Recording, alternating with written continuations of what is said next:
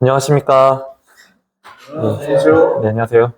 네, 영등포 재개발 재건축 상담센터 센터장 박준교 행정사입니다. 오늘 강의는 2023년도 저희가 센터가 5월 달에 개소해서 이제 2023년도 마무리하는 그런 시간이 될 것 같고요.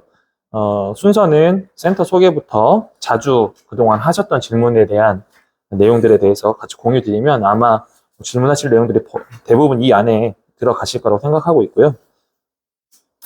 우선은 그 업무 소개는 좀 명확하게 말씀드리면 이 사실 재개발 재건축 정비 사업에 대해서 아마 대부분의 국민들이 이런 속된 말로 카더라라는 방송을 많이 들으셨을 거예요. 실제적인 얘기보다는. 아니면은 대부분 업체에서 하시는 얘기 위주로 듣다 보니까 사실은 많이 아는 것 같은데 생각보다는 많이 알지 못하는, 내가 깊숙이 관여되어 있다고 생각하지만은 그냥 생각만 그렇게 드는 정도. 실제로는 내용이 전혀 상이한 내용들도 있고, 그리고 제일 중요한 거는 선생님들께서 국민들이 이런 내용들을 아는 것도 굉장히 중요하지만 제가 매번 아카데미 때마다 말씀드리는 게 과연 내가 현재 거주하고 있는 이 지역에서 재개발 재건축 업무를 시행을 했을 때 나한테 자산적으로 얼마나 도움이 되는가에 대한 부분들은 사실은 아마 정확하게 듣지는 못하셨을 거예요. 그냥 이렇다더라 이 정도만. 그래서 저희가 이제 설명드릴 때 이런 부분은 좀 주의하셔라. 현재는 뭐 좀 더 깊은 얘기는 할 수 있는 단계는 아니어서 이런 부분은 주의하셔라. 이런 내용들이 있습니다. 이런 거 꼭 점검하시죠. 이런 구조로 설명하고 있습니다. 그래서 우리 센터회 같은 경우에는 주민들이 좀 쉽게 이해하실 수 있도록 뭐 전문적인 용어 쓰는 것보다는 쉽고 빨리 접근하실 수 있도록 해드리는 게 저희 역할인 것 같습니다. 예. 저 같은 경우는 주로 이제 이 재개발 재건축 업무는 이제 사업성 쪽 분석하는 게 제 주요 업무라고 보시면 될 것 같고요. 그래서 내년도에는 구청하고 좀 논의 중이긴 하는데 사업성 분석에 대한 부분들도 준비를 하고 있습니다. 네. 우선은 센터 같은 경우에는 이제 주로 자문 업무를 많이 하고요. 자문 상담 업무를 많이 하고 있고, 그 다음에 구청에 직접적으로 말씀 전달하시는 부분이 좀 어려우시다면 저희가 대신해서 전달하기도 하고 있고요. 그리고 각 이제 준비위원회나 추진위원회나 조합이 설립됐을 때 외부 자문 기관과 이제 협력 체계를 구축하는 그런 형태의 업무를 하고 있고, 메인이 상담 업무라고 보시면 됩니다. 예. 일단은 매번 말씀을 드리고 있지만, 영등포에서는 어떻게 보면 이제 이 업계에서 최초로, 자치구에서 자치 예산을 활용해서 실질적으로 국민들을 대상으로 교육하거나 상담해주는 프로그램을 갖고 있는 건 영등포가 최초라고 보시면 돼요. 물론 일부에 있다곤 하지만, 실질적으로 24시간, 전문 인력이 상주해가면서 상담하는 사례는 없다고 보시면 됩니다. 그렇게 이해하시면은 될 것 같습니다. 그래서 지금 이제 이 관련된 부분에 대해서는 이제 영등포 구청에서 굉장히 많은 노력을 하고 계시고요.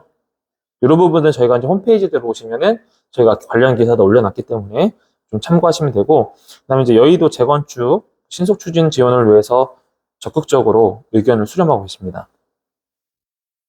그리고 재개발 재건축 시공사 선정 전에 이제 이외 설명에 의무라는 그런 내용이 있고요. 그리고 가장 대표적으로 우리나라의 그 부동산 시장을 가름할 수 있는 것은 강남이죠. 강남 재건축 속도가 분나했는데 지분 쪽이 원천 차단하겠다 해서 이제 소위 말해서 국민들이 도움이 되는 게 아니라 이제 투자자들한테 도움이 되는 경우가 있는데, 최근에 저희가 이제 부동산 관련된 이제 사업성 분석 업무를 많이 하다 보니까 지금 좀 부동산 시장이 별로 좋지 않아요. 서울 불패라는 말은 옛날 얘기고요. 어떻게 됐든 간에 분양은 되고 있는데 실입주가 거의 없다고 보시면 돼요. 그리고 실입주가 안 되면은 결국 전세를 주고 있는데 전세도 입주가 안 되고 있어서 여러 가지 문제가 있다. 그런 부분이고, 그래서 재개발 재건축 업무를 하실 때 여기에 계신 분들이 실입주가 되지 않는 이상은 여기서 어떤 재산적으로 굉장히 큰 이익을 얻는다거나 그런 부분은 현실적으로 많이 줄어들고 있다라고 보시면 됩니다. 재건축 초과이익 환수제 완화법에서 이제 법사위 통과했다고 하는데 좀 일장일단 많죠. 이런 게 대부분 이제 대장동 사건 때문에 그런 부분인데, 어쨌든 좀 그런 걸 또 막아버리면은 사업성이 없으면 이제 시공사들이 제가 재개발 재건축 업무에 뛰어들지 않습니다. 이제 그런 부분들이 있고, 그런 부분들이 실질적으로 이제 국민들하고 이익과 직결되는 부분들이기 때문에 좀 조심스럽습니다. 그리고 역세권 장기 전세에 관련해서 권리 선정 기준일을 당겨서 투기 세력 차단하겠다. 지금 그 부동산 경기에서 마지막 남은 투자 처가 지금 재개발 재건축 시장입니다. 여기 말고는 마땅히 없어요. 신규로 발굴한다는 것도 쉽지 않고 다시 토지 개발을 해서 한다는 것도 쉽지 않기 때문에 이미 구성된 지역에서 개발하는 재개발 재건축이 현실적이다라는 부분들입니다. 특히 역세권은 더 그렇습니다.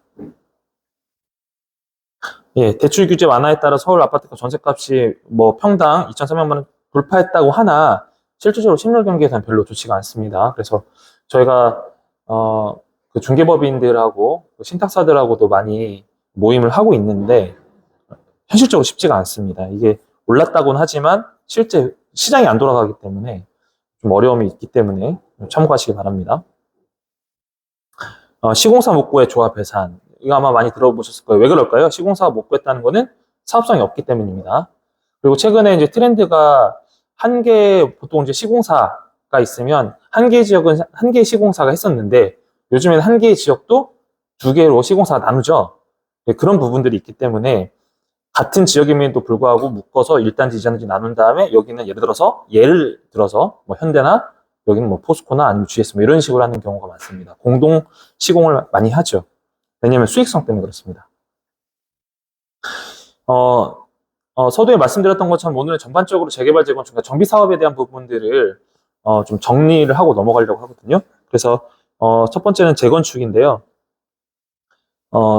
세부적인 내용을 보지 마시고 빨간색 위주로 보시면 됩니다. 그래서 정비 기반 시설이 노불량한 곳에 공동주택을 짓는 경우, 뭐 전주에도 지난달에도 한번 말씀드렸지만 재개발과 재건축 나누는 건 간단해요.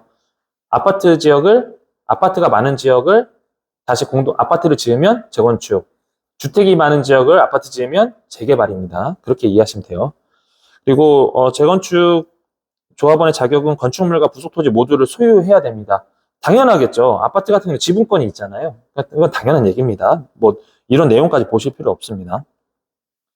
그리고 3주택 이하로 이제 공급 가능하다라고 하는 건데 단 과밀 억제 권역이나 투기 과열 지역이 아닐 시에는 3개 주택 이하로 이제 공급이 가능하다라고 보시면 되는 거고, 근데 이제 예전에 뭐 1+1 뭐 이런 경우가 있었는데 뭐 이렇게 보시면 돼요. 나의 그 기존의 자산 가치 자체가 예를 들어서 한 개 아파트에 30평 아파트가 뭐 15억, 20억에 분양이 된다 가정했을 때 내가 기존 자산 가치 자체가 20억에서 30억 정도 되면은 1+1이 되겠죠. 그죠? 그건 어떤 식으로 현금 청산을 하든 현물로 주든 분양권을 활용해서 주든 그런 형태니까. 근데 지금은 1+1 시대는 없습니다. 지난달에도 제가 누차 강조했는데 제가 5월인가요? 6월 달에 강의 때도 모 역세권에서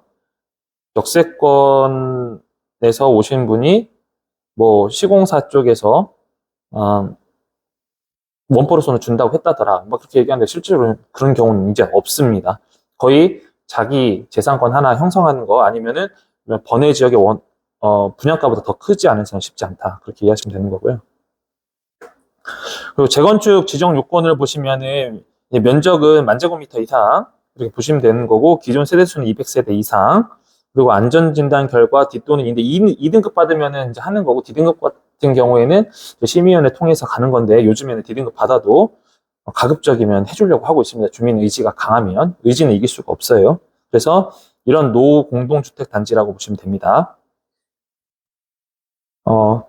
이제 안전진단 같은 경우에는 뭐 D등급의 경우에는 건기원이나 국토안전관리원 등에서 적정성 검토를 거쳐서 이제 재건축 판단을 해야 되는 거고, 그리고 이제 구조의 안전성, 건축 마감의 설비 노후도, 주거 환경, 뭐 비용 등을 이제 전체적으로 점수화해서 이제 평가를 하는 건데, 실질적으로 이제 우리 주민이 할 수 있는 건 없어요. 주민이 할 수 있는 건 없고, 실제 이제 평가를 받는 거고, 2등급 나오면 당연히 이제 정비구역으로 할 수 있는 건데, D등급 나오면 쉽지는 않지만 요즘에는 D등급도 해주려고 하는 추세다. 단, 주민의 의지가 좀 있는 경우에 한해서 그렇게 보시면 됩니다.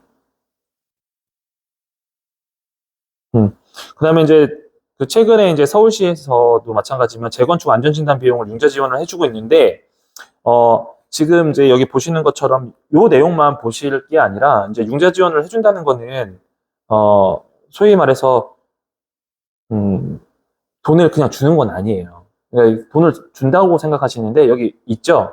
채무자라고 써 있잖아요. 안전진단 실시 요청 주민 대표. 그래서 이런 분들 대상으로 이제 무이자로 해주는 거지 돈을 주는 게 아니에요. 그래서 간혹 구민분들이 물어보세요. 전화하셔서 우리 구에서 지원해준다는데 우리 신청해도 되냐고. 신청하십시오. 대신에 선생님께서 보증 쓰셔야 됩니다. 이렇게 편하게 말씀드립니다. 그러니까 그럼 보증이요? 그럼 좀 안 하시죠. 그러니까 그런 부분들이 있다. 근데 이제 왜 이걸 지원해 주냐고 했을 때는 여러 가지 이제 좋은 목적도 있지만 실질적으로 이런 재건축 안전진단 비용을 지원해 주는 것들은 여러 가지 뭐 정책도 있고, 그리고 또 현재 시행하는 상황에서 여러 가지 이슈가 있기 때문에 그런 부분들은 국가에서 좀 지원을 해주겠다라는 그런 의지라고 보시면 됩니다. 우선은 절차는 일단은 이제 주민 제한이 있고요. 기본구역 계획이 수립되면 이제 재건축 안전 진단을 하게 되고, 흔히 말해서 정비 계획을 수립한다는 게 바로 이 내용입니다. 이제 원래는 이게 맞는데 그냥 우리끼리 얘기할 때는 정비 계획 수립합니다 하면 여기서부터 시작이에요. 그래서 정비 계획이 수립이 되면 이제 정비 구역으로 지정이 되고, 그다음에 정비 구역이 지정이 되면은 이제 추진위원회에서 이제 조합 설립이 되는데, 통상적으로는 이제 정비계획 수립하는 단계에서는 이제 준비위원회가 구성이 되는 거고, 정비계획이 구성이 되면 추진위원회 구성해서 추진위원회 자체 내교 확연하고, 이 추진위원회에서 조합을 설립을 시키는 거예요. 그래서 통상적으로 준비위원회 위원장 하셨던 분이 추진회 위원장도 하고, 추진회 위원장 하셨던 분이 조합장이 되는 경우가 대부분인데, 어쨌든 중간중간에 여러 가지 이슈로 인해 바뀌는 경우가 있습니다. 그래서 결과론적으로는 추진위원회에서 이제 조합을 설립하면 이제 조합 인가가 되고 이제 법인을 등록을 하면 이제 정비관리 전문업체가 붙든지 그렇게 되는 거고, 이제 시공사도 같이 이제 선정을 하는 건데, 뭐 정비관리 업체 먼저 선정하나요? 뭐 시공사부터 선정하나요? 했을 때는 통상적으로 이제 시공사를 먼저 선정을 하죠. 왜 그러냐면 어차피 초기에 조합이 설립에는 조합 운영 예산이 들어가는 부분들이 있기 때문에 시공사를 먼저 이제 선정을 하게 되면은 시공사가 선정되는 입찰 보증금이 있습니다. 입찰 보증금이 결국 운영 경비로 나중에 사용하게 되고요. 그런 운영 경비를 활용해서 그때 이제 정비관리 전문 업체든지 여러 가지 용역 업체를 선정하게 돼 있습니다. 그래서 여러분들이 이제 통상적으로 이제 이 절차상의 부분을 이해하고 확인하시면 되는데, 이미 준비위원회 단계나 추진위원회 단계에서 정비관리 전문업체나 철거업체가 붙어서 자문을 하는 경우가 있어요. 그러면은 당연히 이제 이쪽하고 연결된 시공사가 선정되는 건데, 이런 부분에서 원활하게 잘 가면 상관없는데, 이게 다 비용이잖아요. 여기 지금 시공사 조합 인가 설립하는 데까지 준비위원회 단계에서 만약에 정비계획 구역이 지정됐다고 가정하고, 그다음에 조합 설립까지가 보통 빨라야 2년이에요. 빨라야 2년. 보통 3, 4년 정도 소요가 됩니다. 여기에서. 더 걸릴 수도 있고요. 그러면은 그 동안에 이제 사실 비용이 발생하는 거잖아요. 그런 것들을 사실 이제 업체에서 제공을 하게 되는 건데, 그게 공짜가 아니기 때문에 결국 이 업체와 관련된 시공사까지 선정이 되는 이런 이제 프로세스가 있다 보니까 이런 부분들이 좀 이슈가 되는 거죠. 어쨌든 시공사가 이제 선정이 되면은 사업 시행 인가, 그리고 이제 분양 공고하고 철거하고 나중에 이제 조합을 해산하고, 조합이 이제 수익이 발생되면은 그거에 대한 부분들을 또 이제 청산하는 그런 단계라고 보시면 됩니다. 사실은 구민들 입장에서는 시공사 선정까지밖에 권한이 사실 없어요. 시공사 선정하면 거의 나머지는 일사철 진행되는 부분들이 있기 때문에 이쪽 이제 준비위원회에서 추진위원회 구성하고 조합 인가할 때 임원 구성하는 거, 그다음에 시공사 선정하는 것까지 좀 꼼꼼히 체크하셔서 확인해 주시는 게 제일 좋습니다. 그래서 안전진단 토지 등 소유자 10% 이상의 동의가 있어야 되는데, 뭐 동의가 있다고 해서 무조건 할 수 있는 건 아니죠. 그리고 정비 구역을 지정하려면 60% 이상이라고는 하는데, 토지 면적 이분은 이게 두 개 다 만족을 해야 돼요. 두 개 다 만족을 해야 됩니다. 그리고 60%라고 하지만 제가 이제 누누이 말씀드리는 게 60% 아니에요. 적어도 75% 이상, 80% 이상 무조건 나와야지 가능해요. 네. 이게 60%니까 우리 딱 100명 중에 60%는 맞춰야지 잘 안 됩니다. 항상 75% 이상, 그래도 더 안정적으로 80% 이상은 맞춰놔야 되고, 토지 면적도 안 되면 할 수가 없어요. 인원은 되는데 면적이 안 되면 못 합니다. 거의 못 한다고 보시면 돼요. 네, 조합의 설립에 대한 부분인데요. 이제 추진위원회가 구성되면은 이제 그 과반수 이상의 동의가 거쳐야 되는데, 보통 추진위원회가 구성이 되면 이분들이 다 위원회의 위원장과 위원들이 결국 조합장과 이사회로 추대가 될 수밖에 없어요. 왜냐면 이분들이 대부분 이제 활동하고 뭐 동의서 진구라든가 다 다니기 때문에 이제 조합원 입장에서는 이제 이분들 다 믿고 가는 거죠. 아까 말씀드렸던 것처럼 조합을 설립할 때 전체 소유자의 4분의 3 이상, 75%죠, 그죠? 네, 토지 면적의 4분의 3 이상의 동의가 있어야 되는데, 조합 설립까지 어느 정도,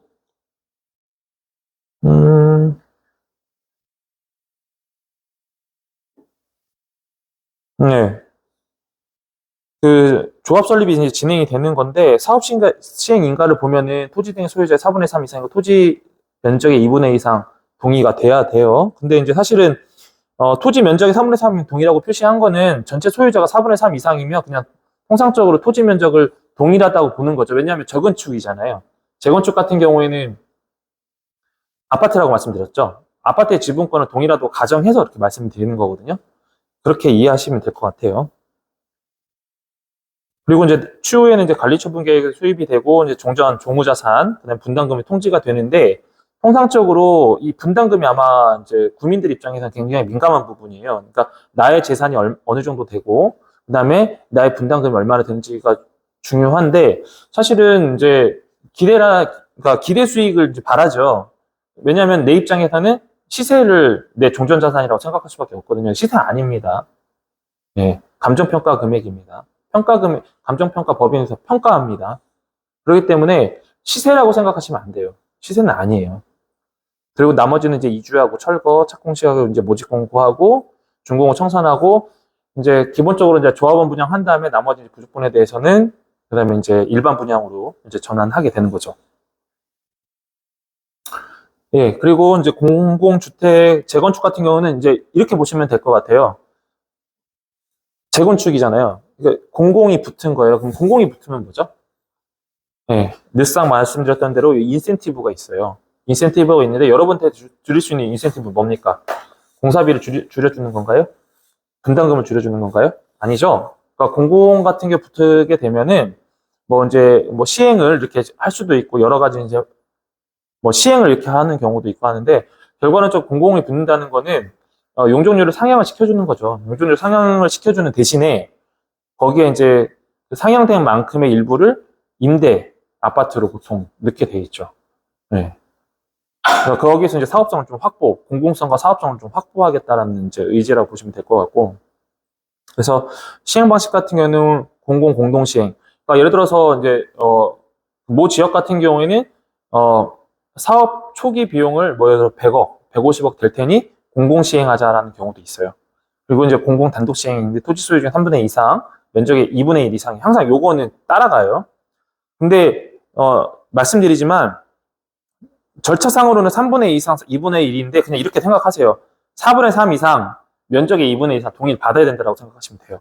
그래서 공공 공동 시행하고 그다음에 공공 단독 시행 같은 경우에는 이런 구조로 간다. 이것도 뭐 과반수 이상 동의라고 하는데 이제 그쵸, 절차상으로는 과반수 이상의 동의를 해야 되는데 사업이 원활하게 가려면은 75% 이상을 동의를 해줘야 돼요. 과반수 이상에서 한 표로 예를 들어 100표 중에 51대 49라면 분명히 49에서 분쟁 걸어버리기 때문에 항상 제가 말씀드리지만 75% 이상은 무조건 나와야 돼요. 최소한. 그렇게 보시고 준비하시는 게 낫습니다. 실무상 그렇습니다. 이제 공공 재건축을 하게 되면 혜택이 이제 공공성 확보되는 건데 뭐 이런 말씀을 그냥 차치하고 이렇게 보시면 돼요. 50층까지 허용한다는 건 이제 층이 상향이 되는 거잖아요. 그죠? 그러니까 그거예요. 임대 아파트를 요거는 쉽게 생각해야 될 게 임대 아파트를 넣어주고 용적률을 상향시켜 줄 테니까 할래 말래 이 형태인 거거든요. 그래서 여기 공공성을 담보한다는 거는 사업성을 보존해야 되니까 그러니까 공공성, 임대 아파트를 넣어줘야 되기 때문에 당연히 여기에 준하는 아파트의 사업성을 보장을 해줘야 되니까 종을 상향을 시켜주거나 아빠 좀 층고를 더 올려준다거나 이런 개념이라고 보시면 돼요. 그래서 뭐 도시 규제 완화 이런 건 굉장히 거창한 얘기고 이제 상한 용적률을 적용한다. 이게 핵심이라고 보시면 돼요.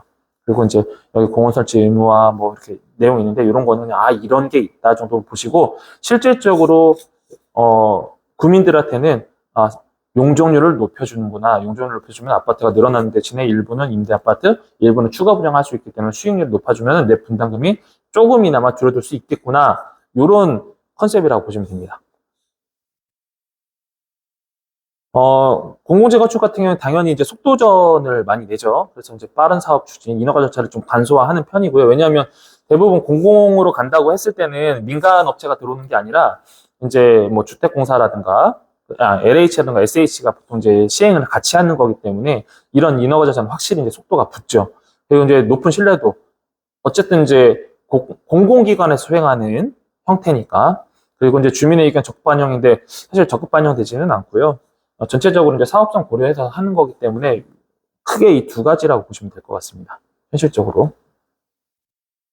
중간에 올라가다 말 일은 없으니까요. 그래서 사업 추진 속도가 빨라지고 당연히 이제 공사의 신뢰도는 높아진다. 그렇게 이해하시면 됩니다. 예, 민간 재건축과 공공 재건축인데, 제가 뭐라고 말씀드렸죠? 지금 공공 재건축이 되면은 여기 재개발이라고 써 있는데, 이렇게 보시면 돼요. 재개발, 그러니까 재건축인데 공공이 붙으면 뭐라고요? 용적률을 상향해주는 대신에 임대아파트가 들어간다. 이렇게 이해하시면 돼요. 이해 가시죠? 예를 들어서 20층 질 거 30층을 올려주고 그중에 10층 올라간 것 중에 반은 임대아파트 쓰고 반은 그러니까 일반 이제 분양을 한다. 그런 개념이에요. 재개발 진행하겠습니다. 재개발하고 재건축에 대해서는 아까 제가 설명드렸던 것처럼 기존에 있던 아파트를 개발하면 뭐라고요? 재건축. 그 다음에 주택이 많은 지역을 하면 재개발입니다. 네. 간단합니다. 근데 이거를 자꾸 혼용해서 쓰는 데도 있어요.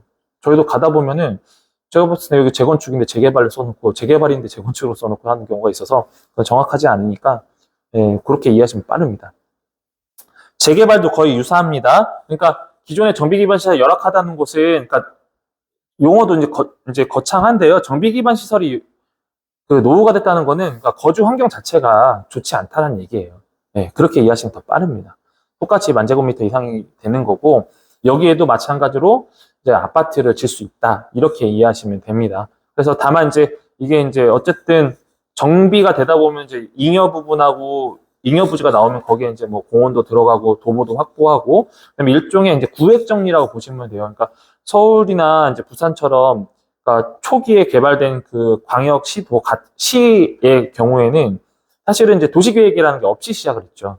네. 그러니까 원도심으로 갈수록 도시계획 없이 하다가 이제 정비가 되면서 이제 뒤로 갈수록 신규 부지가 생기면서 이제 도시계획이라는 개념이 들어온 거기 때문에 주로 그냥 노후 지역은 원도심 쪽이 많다라고 이해하시면 돼요. 그래서 주로 뭐 역세권이나 그런 데가 몰리는 거예요. 그리고 대부분 재개발한 지역들을 이렇게 보시면은 대부분 어떤 동네들이에요? 그 지역 내 각 구별로 원도심 지역이죠. 그래서 이렇게 하는 거예요. 신규로 구획된 데는 재개발하는 경우는 거의 없어요. 이미 도시계획상으로 구성이 된 부분들이기 때문에. 네, 그렇게 이해하시면 되고요.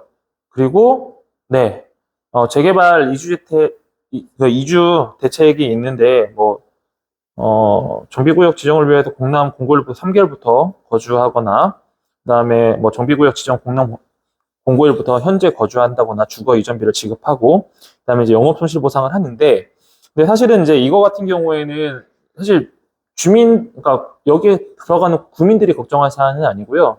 이거를 기획했던 이제 준비위원회나 추진위원회 단계에서 이게 사실 이게 뭐죠? 다 비용이에요.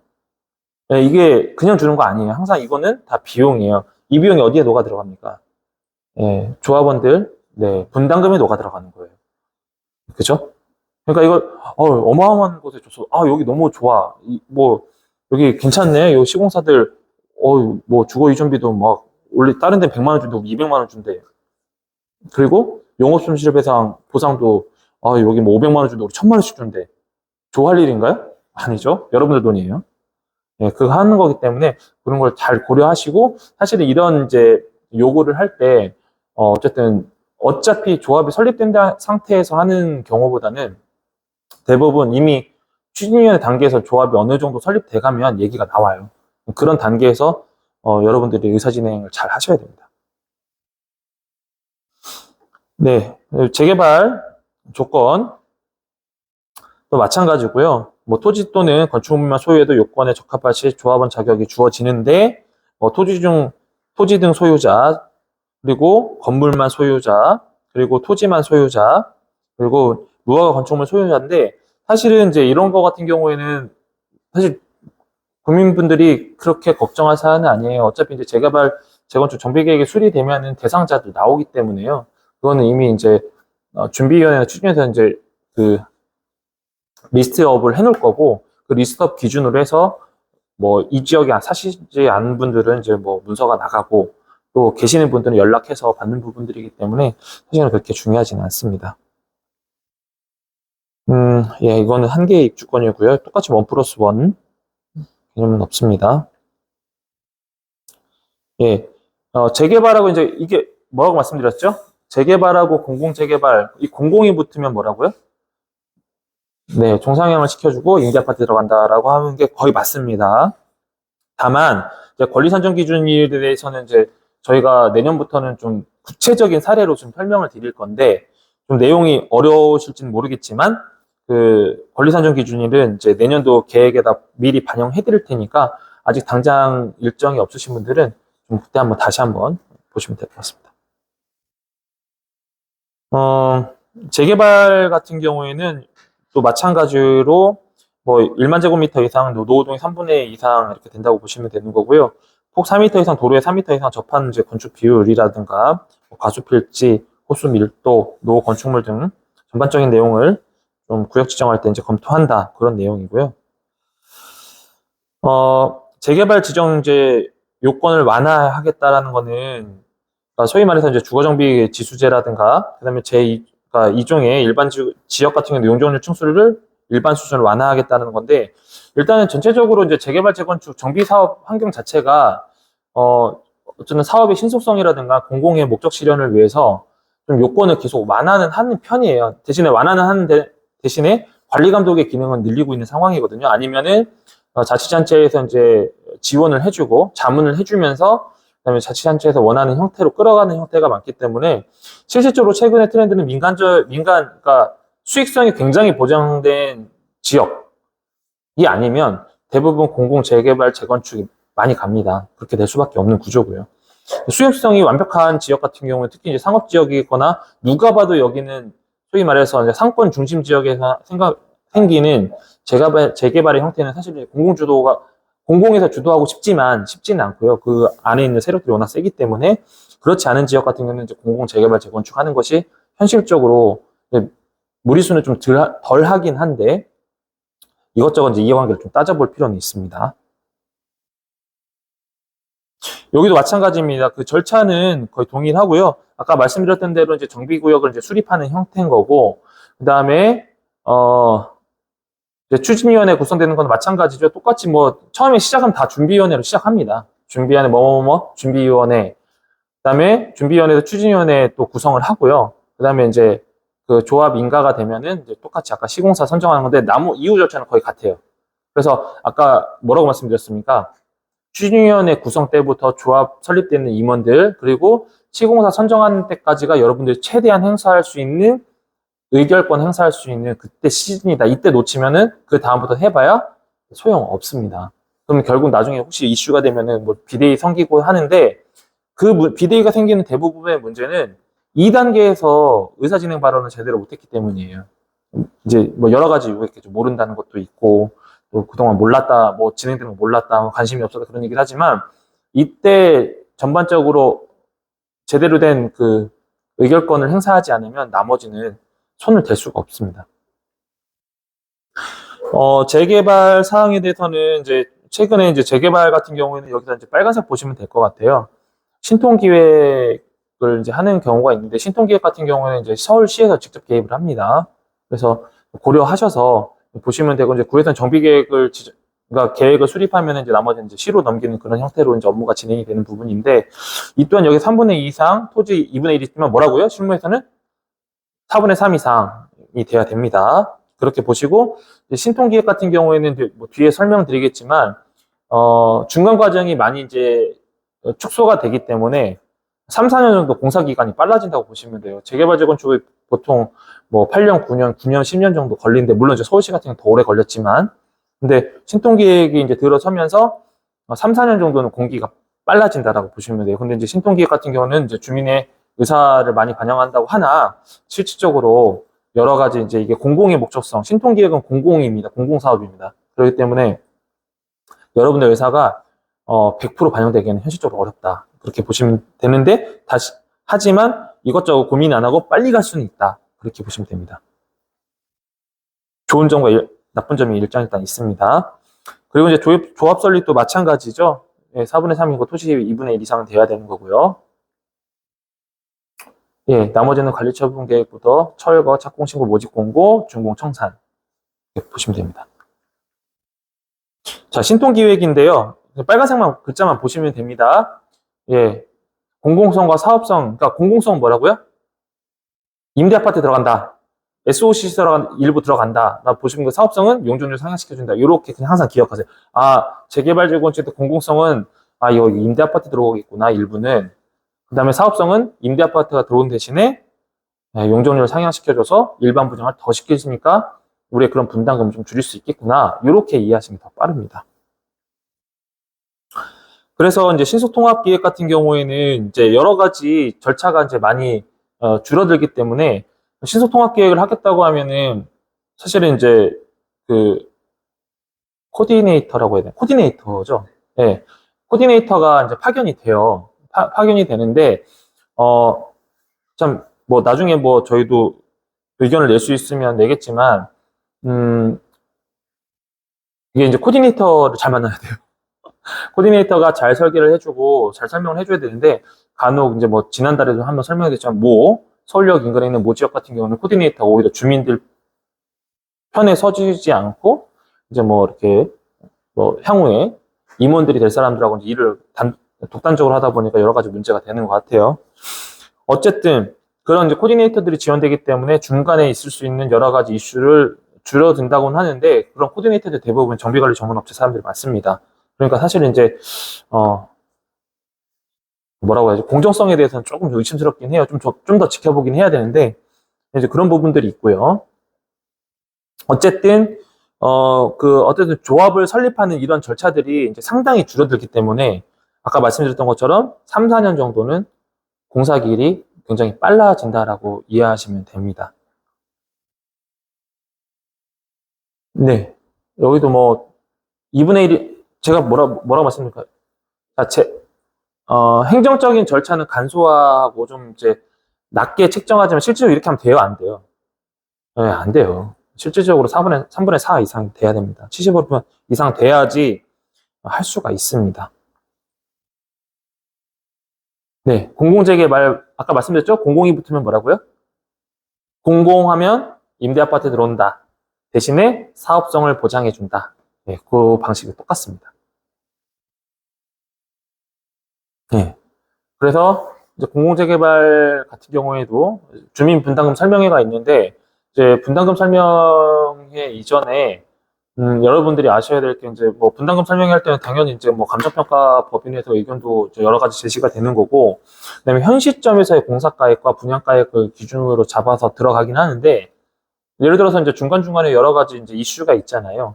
코로나 시즌에는 뭐 우크라이나 전쟁이라든가 뭐 중간중간에 뭐 정치적인 이슈도 있었고, 이제 그런 부분도 있으면 공사 금액이 변경이 되기 때문에 중간중간에 분담금이 변경이 될 수가 있습니다. 그래서 뭐 공사할 때 이제 여러 가지 형태가 있는데, 확정 분담금으로 가는 경우도 있고, 변동 분담금인데 대부분 변동 분담금을 요구를 할 거예요.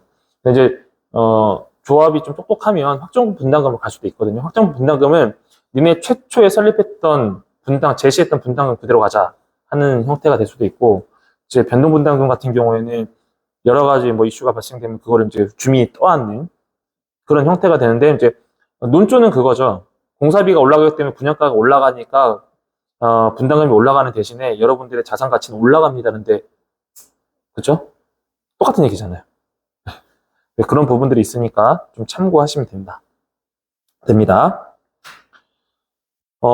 여기도 이제 그 뭐 추진 혜택이 여러 개 있는데, 뭐 다른 거는, 다 중요하다고 볼 수는 없고요. 용적률 상향시켜줘서 그 이제 사업성을 이제 보장해준다라는 게 가장 제일 중요할 것 같아요. 뭐 기부채납 일부를 완화하고, 분양가 상한제를 이제 미적용한다고 하는 건데, 핵심은 용적률 상향시켜서 어떻게든 사업을 보내겠다는 겁니다. 그렇게 이해하시는 게 훨씬 나고요. 여기 이거 막 해주잖아요. 사업비 지원, 융자잖아요, 융자. 주는 게 아니라, 보조금 아니죠. 보조금과 융자는 다르죠. 보조금은 그냥 주는 거고, 융자는 빌려주는 거잖아요. 대신에 저리로. 근데 이거 누구 돈이라고요? 조합원들 돈입니다. 네, 그렇게 이해하셔야 됩니다. 그리고 이제 추진 혜택으로는 뭐, 아까 이제 앞에서 설명드렸던 그런 내용들이고요. 네. 이주 혜택 강화는 이제 뭐, 큰 의미는 없다고 그랬죠. 나쁘다는 게 아니라 의미가 없는 게 그 비용이 들어가면 들어갈수록 분담금은 올라갑니다. 네. 여기 아까 이제 말씀드렸던 이제 재개발하고 똑같은 건데요. 어쨌든 이제 임대에 대한 부분이 이제 들어가는 부분이고, 임대가 들어가면 그 중에 이제 50%는 공공에 기여해야 된다라고 하는데, 조금 이제 요즘에 좀 다른 거는 이제 장기 전세 주택 같은 경우에는 긍정적인 요소로 보이긴 해요. 기존의 임대 아파트 개념이 아니기 때문에. 그래서 장기 전세 주택 같은 경우에는 오히려 임대 일부에 이제 녹아나는 부분들이 없지 않아 있는데, 그런 경우에는 뭐 나쁘지 않은 케이스가 될 수 있다. 그런데 확실한 거는 누가 봐도 상권이 좋은 지역은 절대 공공 안 갑니다. 예, 상권이 우수한 지역은 절대 공공 안 가요. 자체적으로 하지. 그런 부분들 좀 고려하셔서 내 지역이 상권인지, 소위 말해서 사람들이 좋아하는 중심 지역에 있는지, 아니면 중심에서 좀 떨어져 있는 지역이라고 했을 때는 공공으로 가는 게 사실은 현실적일 수 있습니다. 예. 서울시 재개발 추진위원회 정리된 거고요. 자, 역세권 장기전세주택. 예, 계속 가겠습니다. 그럼 말이 빠를 수밖에 없는데요. 이거 뭐 정리하는 시간이다 보니까 핵심적인 내용 위주로 좀 설명을 드리겠습니다. 네. 역세권 같은 경우에는 이제 승강장 경계로부터 500m 이내 일단 지역으로 되어 있고요. 요거는 저희가 한번, 역세권에 대해서 설명을 드렸어요. 그래서 저희 센터 홈페이지에 들어오시면 역세권 재개발 재건축에 대해서 역세권 장기전세주택에 대해서 역세권 발전 사업에 대한 정리된 부분들이 있거든요. 그런 부분들 좀 참고하시면 될 것 같고요. 여기서 이제 요 그림이 제일 중요하긴 한데, 이제 한시적으로 350m까지, 지정이 돼 있어요. 그래서 역세권 지역도 일단은 역세권이라고 해서, 물론 역세권이 좋죠. 근데 역세권이 다 같은 역세권은 아닐 거 아닙니까? 그죠? 그죠? 같은 역세권은 아니죠. 진정한 역세권은 강남으로 넘어가 역세권이겠죠. 아니면은 서울 역으로 가든지. 근데 그 대신에 역세권이 개발 가능한 거는 한시적으로 이제 350m 정도 풀어줬기 때문에, 이거는 이제 재건축 개념보다는 재개발이라고 보시면 돼요. 역세권은 재개발 성향이 많아요. 대부분 역세권 위주로 아파트가 들어선 곳은 대부분 도시계획이 있는 곳이에요. 아까 말씀드렸었죠. 구도심 같은 경우는 도시개발 계획 자체를 그냥 무시한 상태에서 많이 졌기 때문에 아파트의 빈도보다는 주택이나 상가 이런 빈도가 높습니다. 그래서 사실은 뭐 강남권이나 그 도시개발 계획이, 그러니까 정방향으로 정확하게 구획된 지역은 역세권 개발 사업을 하지는 않고요. 대부분 보시면은 여기 신풍역 인근에도 마찬가지지만, 보시면 대부분 이제 낡은 노후된 상가 건물이나 근린생활 시설이나 주택 이런 형태라고 보시면 됩니다. 그런데 역세권 같은 경우에는 사업성만 있으면, 물론 이제 모든 게 사업성이 있으면 좋겠지만 사업성이 있으면 괜찮아요. 어쨌든 역세권이기 때문에. 역세권도 물론 S급과 뭐 C급, D급이 있지만, 그래도 역세권에 대해서는 다른 일반 지역보다는 사업성은 훨씬 우수하다라고 보시면 됩니다. 주거지역중 이제 뭐 2종 일반 주거지역, 3종 준주거지역 해당되고요. 공업지역이나 중공업지역. 그런데 도시 재정비 촉진을 위한 특별법에 해당되는 건데, 존치관리지역이 해당되는 건데, 현재로서는 뭐 이렇게 하면 너무 어려우니까 역세권 기준으로 보시면은 역세권 기준으로 이제 350m 이내라고 보시면 되는 거고, 역세권 발전 사업이 가능한 것들은 관할 구청에서 이미 알고 있기 때문에 그냥 가볍게 물어보셔도 되고, 혹시 뭐 구청에 전화하시기 좀 불편하다 하시면은 저희 센터에 문의하셔도 됩니다. 문의하시면은 어느 지역의 역세권 발전 사업 지역입니다. 구민에 한해서 안내드릴 수 있고, 구민이 아닌 분들은 말씀드리기 좀 곤란합니다. 여기서도 보시면은 이제 최근에 이제 서울시 조례가 변경되면서 2만 제곱미터 이상 지역도 역세권에 묶였다가 이제 풀리는 경우도 있었어요. 그런 경우는 어떻게 하느냐인데, 물론 이제 위원회에서 또 3만 제곱미터 이하까지는 인정해 줄 수가 있는 건데, 그런 것도 그냥 일반적인 다 절차에 의해서 가는 거다 보니까 이제 사실은 2만 제곱미터 이하로 이제 보시는 게 맞고요. 계획세대 수는 이제 100세대 이상으로 당연히 공동주택으로 갈 수밖에 없습니다. 아니면은 이제 우리가 흔히 말하는 주상복합 개념이겠죠. 그죠? 그런 형태의 역세권 개발이라고 보시면 될 것 같습니다. 여기에 뭐 건축물 비율이 몇 프로이상 이런 거는 구체적으로 보지 마세요. 제가 아까 말씀드린 것처럼 역세권 개발 사업은 역 기준으로 350m 이내로 현재까지 한시로 풀어줬고, 그리고 누가 봐도 이 지역은 이제 정비구역으로 해서 도시 계획된 구역이 아니라 노후된 지역이 역세권 계획 구간이다라고 생각하시면 거의 맞습니다. 여기서 보시면 이제 추진 절차가 있는데요. 예, 내용은, 네, 일단은 여기는 넘어가도록 하겠습니다. 실질적으로 해당이 없기 때문에. 이제 여기서 보면 이제 역세권 같은 경우는 여기서 보실 게 요 하단에 있는 이제 빨간색 부분인데, 이제 그 법적 상한 용적률을 이제 올려주는 형태예요. 그러니까 이제 대부분 이런 게 이제 흔히 말하면 종상향을 시켜주는 형태가 되는 건데, 종상을 시켜놔야 이제 개발을 할 수 있는 부분이니까. 근데 이제 역세권 개발 사업 같은 경우도 종상향을 시켜준다는 거는 궁극적인 이유는 뭡니까? 공공성과 사업성을 확보해주기 위한 거죠. 그럼 당연히 여기에 전세주택 들어갑니까? 안 들어갑니까? 임대아파트성으로. 당연히 들어가는 거예요. 그래서. 그러니까 용적률을 그냥 상향해 주지는 않아요. 용적률을 상향해 줄 때는 다 이유가 있습니다. 뭐라고요? 공공성과 사업성을 확보해준다. 공공성을 확보해준다는 거는 어쨌든 재반시설이 임대아파트든 SO시설이 들어갈 수밖에 없기 때문에 종상향을 시켜주는 겁니다. 그러면 당연히 역세권은 뭡니까? 공공재개발일 가능성이 매우 높다라는 얘기를 제가 다시 한번 설명을 드리는 거예요. 네네. 이것은 뭐 완화에 대한 부분이고요. 여기 뭐 친환경 건축물 역사, 문화 보존, 이제 커뮤니티 시설, 그러니까 소위 말해서 이제 SOC 시설 이런 것들이 좀 들어갈 수밖에 없는 거고요. 네, 이거는 넘어가겠습니다. 자, 모아타운, 모아주택입니다.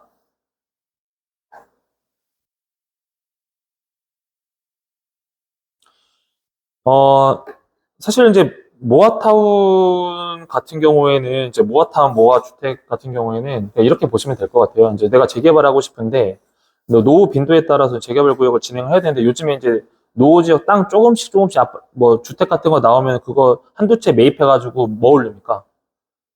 뭐가 붐이었어요? 빌라나 원룸 올리죠. 그러면은 그런 걸로 인해서 개발이 안 되는 거예요. 실질적으로. 네. 물론 이제 모아타운의 정확한 정의와 모아주택에 대한 정의가 있지만, 모아타운을 하려고 하는 정책적 의도를 봤을 때는 그겁니다. 재개발을 시키고 싶은데 그러니까 저층 주거 지역에 재개발 시키고 싶은데 중간중간에 이 빠진 형태처럼 원룸하고 신규 빌라들이 들어서니까, 그럼 그 사람들은 안 할 거 아니에요. 그죠? 그러면은 평생 거기는 개발이 안 되는 거예요. 특히 어디가? 원도심. 이것도 마찬가지 원도심입니다. 중심 상권에서는 그렇게 할 수가 없죠. 중심 상권 같은 경우는 무조건 빌딩을 올리기 거기 때문에. 근데 이런 저층 주거지 같은 경우에는 사실 원도심이고, 그다음에 뭐 예전에 말하면 저층 주거 지역이 사실은 좀 어려운 동네라고 이제 보통 표현을 하는데, 제 입장에서는 그렇지는 않고요. 재개발하기에 환경이 제일 좋은 곳이라고 보시면 돼요. 그런데 이제 그런 부분들이 있기 때문에 이제 그런 부분들을 재개발하기 위해서 이제 모아타운과 모아주택의 개념이 이제 들어서는 겁니다. 그래서 여기 보시면 하단에 빨간색으로 표시했어야 되는데요.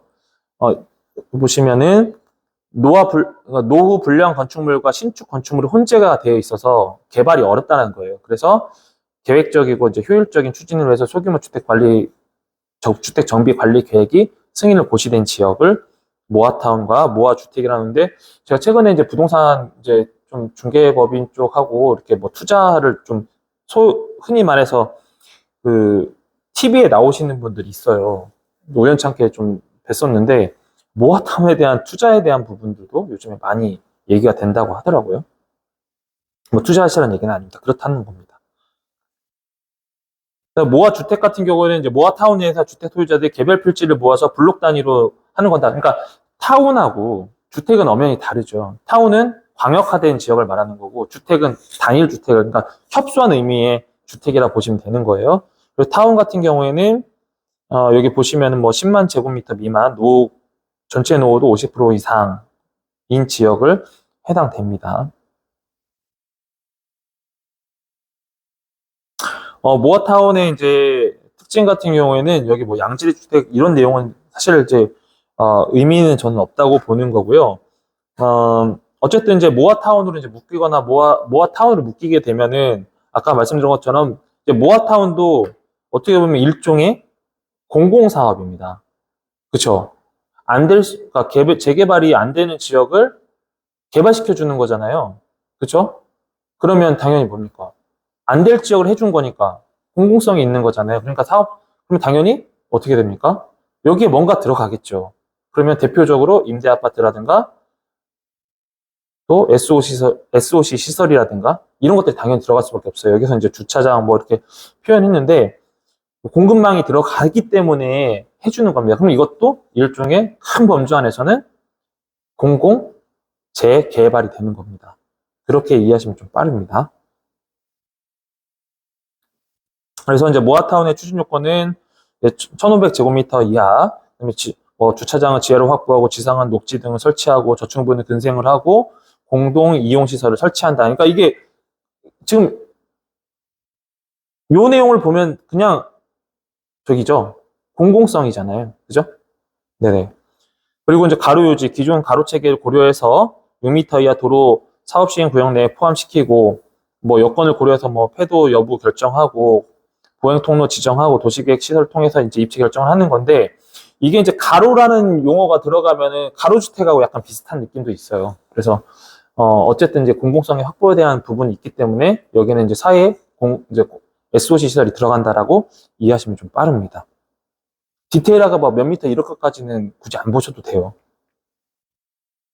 어차피 가능한 지역은 가급적이면 이제 물론 신청도 할 수 있지만 대충 구에서 이게 우리나라 같은 경우는 이제 재개발 재건축이 결국 민간 주도형이나 공공 주도형이 많기 때문에 이미 관할 구청에서 어지간한 곳을 다 알고 있어요. 해당되는지 안 되는지는. 모아타운의 이제 인센티브 같은 경우는 뭐 노후도를 완화시켜준다고 하는데 완화시켜줬다고 해서 이제 이대로 믿고 가시면 된다 안 된다? 안 돼요. 항상 과반수 훨씬 이상의 표를 확보하고 계셔야 됩니다. 항상 이거는 여론전이기 때문에 여론에 밀리면 답 없습니다.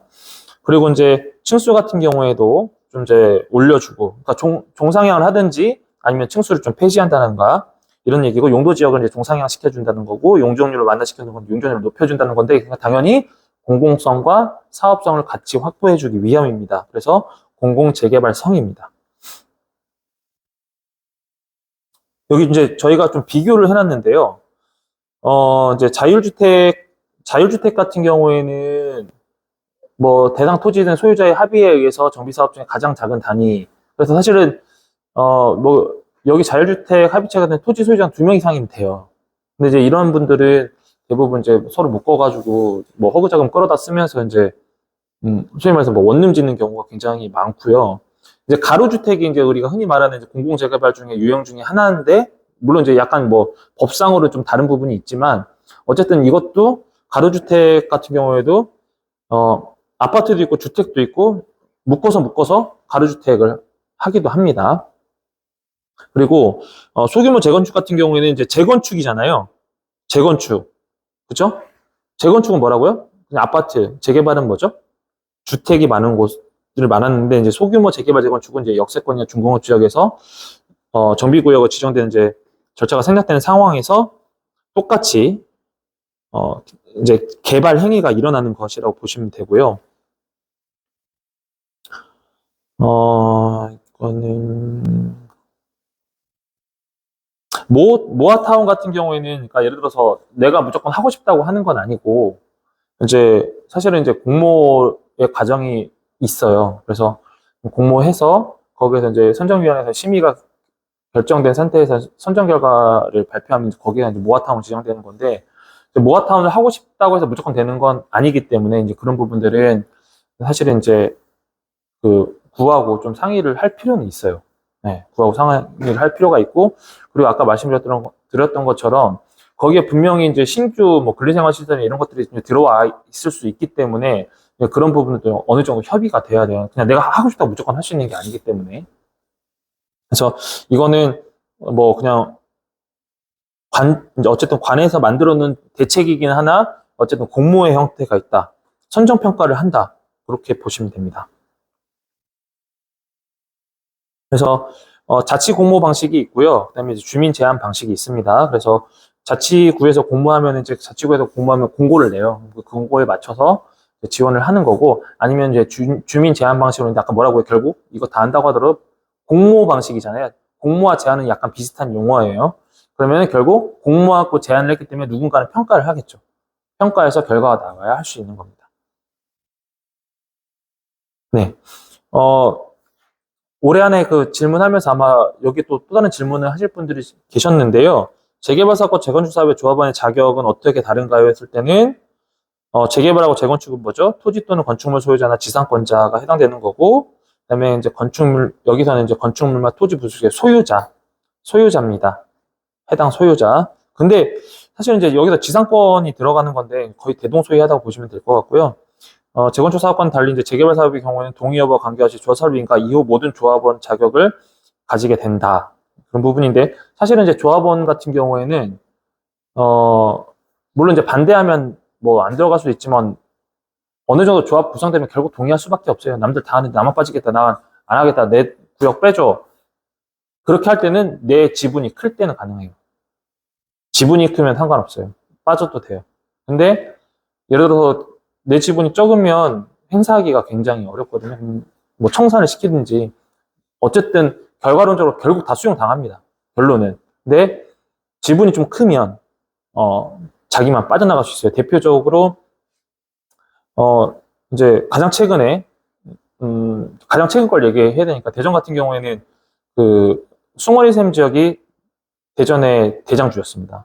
거기에 이제 유승기업사라는 현대하고 기아자동차 정비소거든요. 대형 정비소. 대전에 굉장히 유명한 정비소입니다.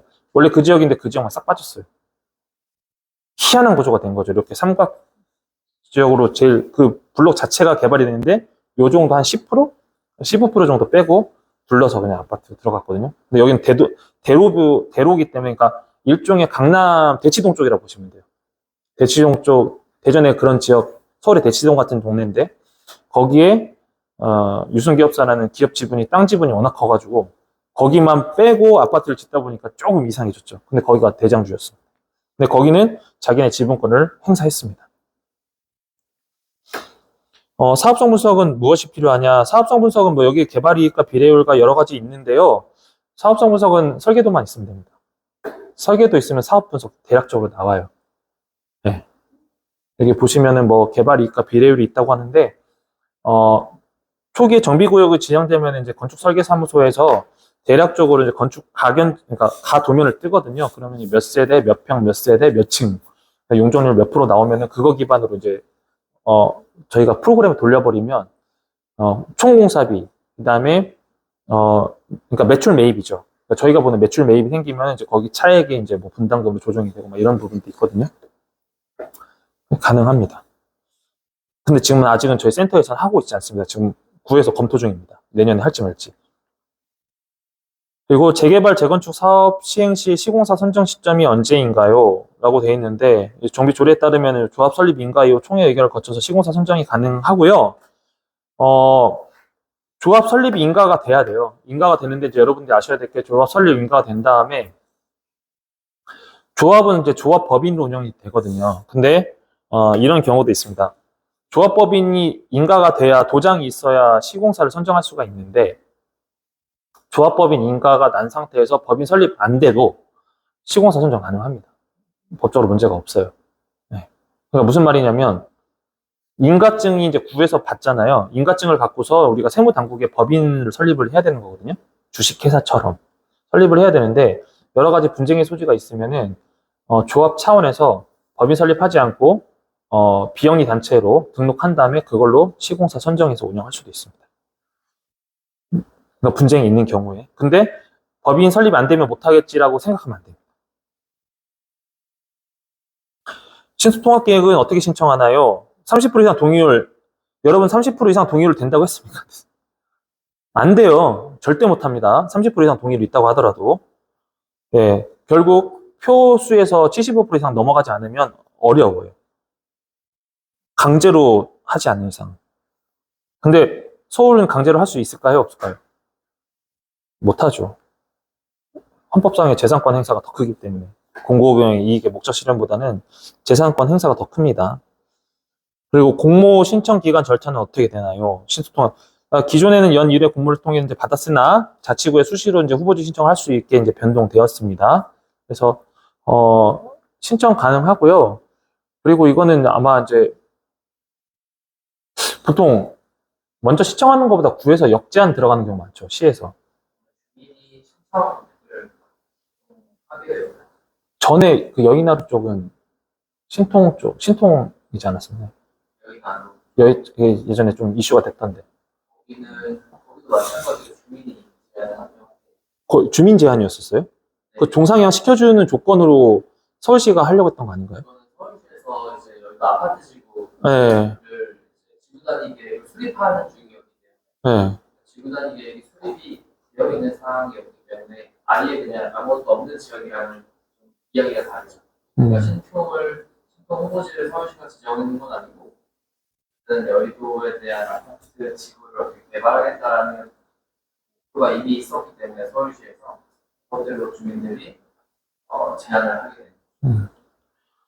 그러니까 자치구에 이제 수시로 후보지를 이제 신청할 수 있다. 그래서 뭐 최근에는 이제 위원장님이 신청하신다고 그러셨는데 신청하신지 제가 확인을 안 했습니다. 그런 부분도 좀 참고하셔서 진행하시면 될 것 같고요. 역세권 장기전세주택 사업의 권리 산정 기준일은 언제인가요? 그럼 여기 보시면 이제 지정고실이었던 기존의 역세권 장기전세주택 권리 산정 기일은 2023년도 10월 26일 개정돼서 정비계획 공람 공고일로 변경이 됐습니다. 그래서 공고일 기준이다라고 보시면 되는데 저희가 권리 산정 기일 같은 경우에는 아까도 담당 주무관님도 말씀하셨고 내년도에 아예 그냥 하나 샘플 놓고 강의를 하려고 해요. 그럼 그때 한번 들어보시고 참고하시면 될 것 같습니다.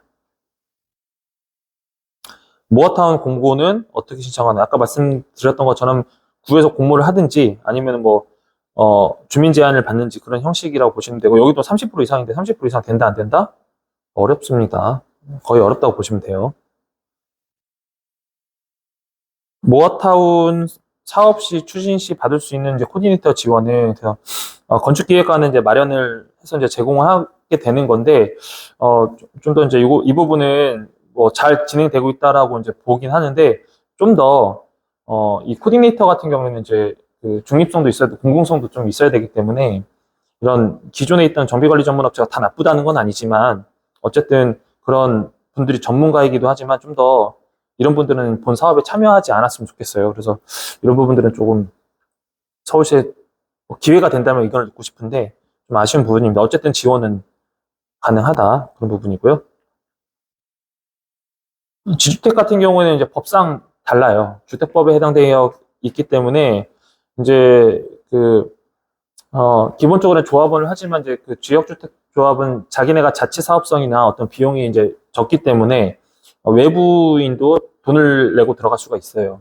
바로 우리 이쪽 앞동네도 지주택 현상인데, 근데 지주택은 주택법으로 해당되는데 이거는 이제 외부의 자금이 들어와서 이제 운영하는 이제 민간 개발이잖아요. 리스크가 클까요, 안 클까요? 클 수밖에 없습니다. 보장해주지 않아요. 그렇게 하고 지주택 때문에 문제가 돼가지고 저희한테 오시거나 막 구청 찾아가시는데 아무 의미 없습니다. 민간 자기네가 돈을 벌겠다고 투자해서 하는 거기 때문에 구청이 관할할 수가 없어요. 네, 저희한테도 오셔도 드릴 말씀이 없어요. 이 지주택 때문에 저희도 머리 아파 죽겠는데 이거는 민간 개발이잖아요. 그러면 구청이 더 책임져야 돼요? 권한이 없어요. 구청 뭐 하냐? 니네 어쨌든 인허가 내준 거 아니냐? 이렇게 하는데 전혀 관계 없습니다. 네, 그렇게 좀 참고하시면 돼요. 물론 이제 뭐 각자의 역할이 좀 있겠는데 그런 부분들은 좀 참고하셔야 돼요. 네, 지역주택조합의 사업의 조합원 자격은 뭐 다음 조합 조건을 갖춘 건데 일단은 기존에 이제 그 조합원의 대상이 되면 되는 거고요. 추가적으로 부족분 같은 경우에는 이제 거주자 우선주의 아니면은 비용으로 내서 조합원에 들어가는 형태가 있기 때문에 이거는 사실은 지주택이 접근하기는 편하지만 리스크는 굉장히 큰 곳입니다. 네, 이것도 80% 이상, 15% 이상인데 참고하시면 될 것 같고요. 이거는 뭐 중요하진 않을 것 같습니다. 네. 어, 그, 지금 뭐 분양 가격만 동호수 확정되는 경우에는 뭐 가격 및 동호수는 조합원 모집 단계에서 결정될 수가 없어요. 근데 이제 다른 데도 거의 마찬가지예요. 뭐 내가 조합원이니까 더 좋은데 다 좋은 데 가고 싶지 그러면 나쁜 데 가고 싶지는 않을 거 아니에요. 그런 부분들은 좀 참고하셔야 될 것 같습니다.